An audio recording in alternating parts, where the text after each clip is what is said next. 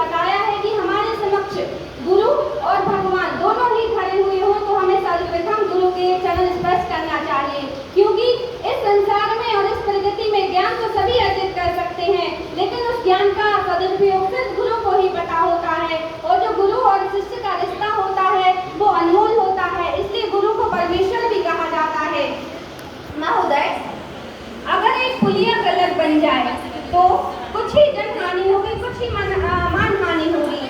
अगर एक व्यक्ति फर्जी डॉक्यूमेंट्स लेकर डॉक्टर बन जाए तो वह अपने पूरे जीवन कालखंड में 100-200 लोगों को ही अमृत तक पहुंचाएगा।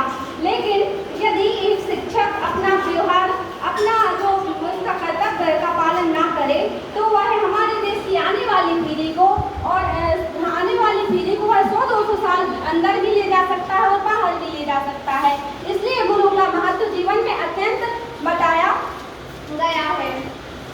और मेरा सभी विद्यार्थियों से ये निवेदन है कि हमारे लिए कोई भी लक्ष्य है हमारे जीवन से बड़ा नहीं होता, इसलिए अपने कोई भी लक्ष्य को यदि आप प्राप्त करना चाहते हैं तो सर्वप्रथम माता पिता गुरुजन का आशीर्वाद ही सर्वप्रथम हमें लेना चाहिए, क्योंकि उनके आशीर्वाद के बिना हमारा जीवन निरर्थक है।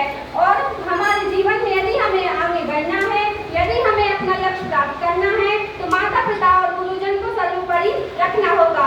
कुछ पंक्तियों के माध्यम से मैं अपनी वाणी को विराम देना चाहूंगी और इन पंक्तियों के माध्यम से गुरु का महत्व प्रकट करना चाहूंगी। जो हमें कठिनता से सरलता की ओर ले जाए, जो हमें कठिनता से सरलता की ओर ले जाए वो गुरु है। जो हमें अज्ञानता रूपी अंधकार से ज्ञान रूपी प्रकाश की ओर पहुंचाए वो गुरु है। जो हमारे अंदर हमारी बुराइयों को बतलाए वो गुरु है।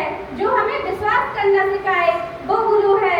जो हमें अपने जीवन में आने वाली समस्त विपत्तियों संकटों से लड़ना सिखाए वो गुरु है।